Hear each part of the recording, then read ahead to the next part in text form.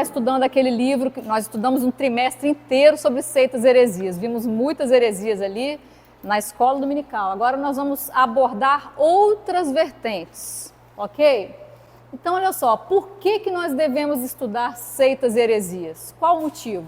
Primeiro, para nós conhecermos a sã doutrina e combatermos as heresias, que são muitas heresias que têm aparecido. A cada momento aparece uma igreja nova, uma comunidade nova, uma seita nova, e muitas vezes essas igrejas não estão embasadas plenamente na palavra de Deus. Às vezes são pseudo-cristãs, parece que são cristãs, mas quando você vai analisar, há erros doutrinários ali, doutrinas de homens, tá? Coisas que foram inseridas ali que não faz parte da genuidade da palavra de Deus, ok? Segundo, por que nós devemos fazer apologia, né? A apologia, ela é defesa do evangelho, e a sã doutrina precisa ser defendida pela igreja. Deus sempre preserva um remanescente. Quem aqui fez a história da igreja? Aquela última matéria que eu dei ano passado foi a história da igreja. Vocês se lembram quantas coisas a igreja passou? Gente, se nós estamos aqui hoje, é um milagre. Se a igreja hoje está aqui, saudável, viva, só pode ser a mão de Deus, porque houve muitos desvios. A igreja que começou lá em Atos 2, é isso? Lá no derramado do Espírito Santo. Depois ela veio se corrompendo, se tornou a Igreja Universal, que é a Igreja Católica. Não era ainda a Igreja Apostólica Romana, era a Igreja Universal, a Igreja Católica. E aí aquela igreja foi se corrompendo de uma tal forma que estava irreconhecível. Adoração a Maria, tudo isso. Culto aos mortos, pagamento de indulgências. A gente estudou isso no final do ano passado, né? Você comprar um pedacinho no céu. O culto litúrgico passou a ser um culto mais em homenagem ao Papa do que tudo, tá? E aí, quem foi que olhou isso aí que Deus usou para poder colocar um basta nisso? Martinho Lutero. Usado por Deus, ele olhou a Escritura e viu, não, pela graça sois salvos, mediante a fé. E isso não vem de vós, é dom de Deus, não vem de obras para que ninguém se glorie, porque a pessoa para ser salva tinha que pagar. Tem um filho seu que está lá no purgatório, joga uma moeda, e quando cai uma moeda aqui no gasofilácio, uma alma sai do purgatório. Isso aqui era a nossa igreja.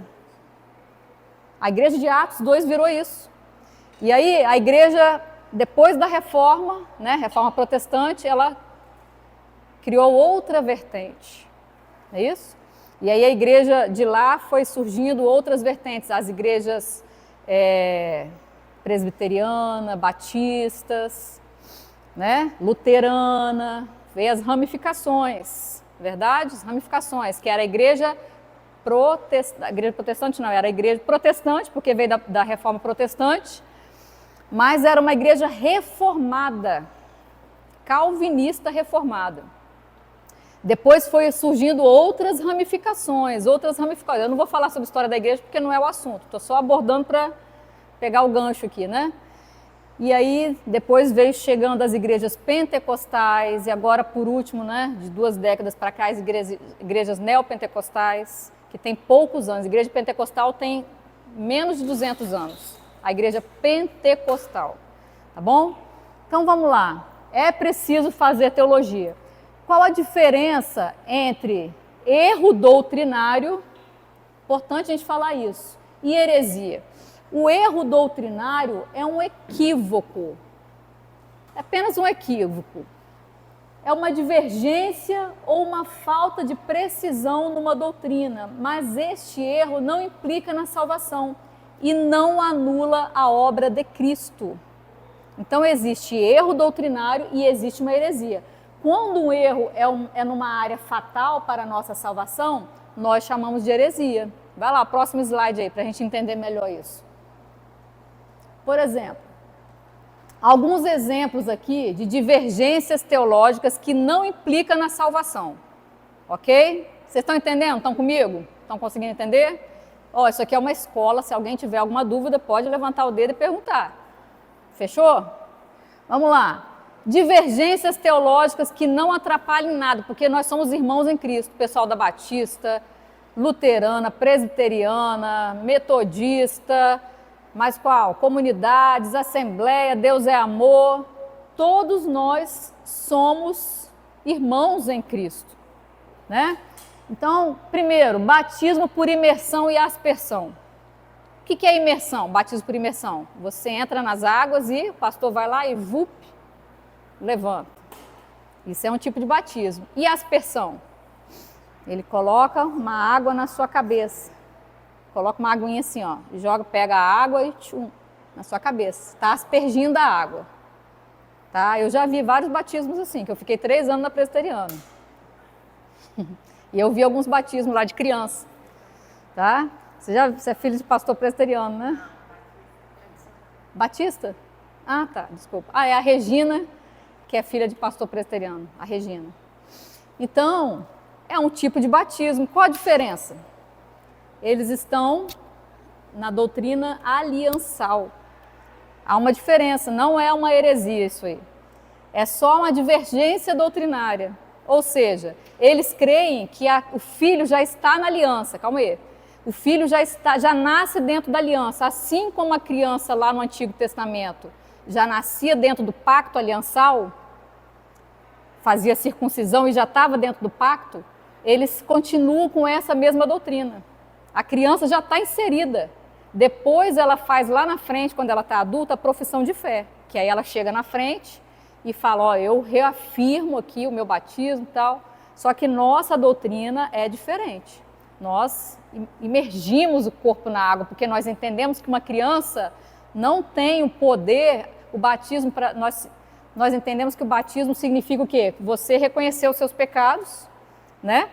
E ali você está naquele ato batismal. Mas eles não, como a teologia deles é da aliança, do pactual, a criança, o filho já está dentro da aliança, ela não tem que querer inserir, ela não tem que decidir inserir.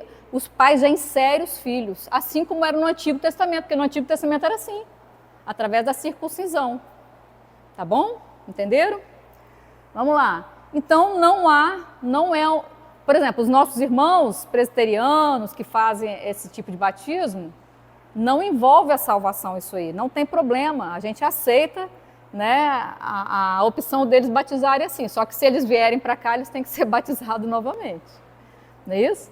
Vamos lá, dispensacionalista ou aliancista, foi o que eu acabei de falar, né? Então, existe cristãos e denominações que creem na aliança, são aliancistas, e outros que são dispensacionalistas.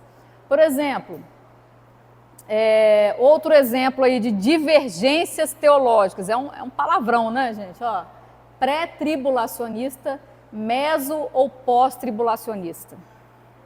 São divergências também teológicas. Então, isso aí a gente raramente vai estudar na escola dominical.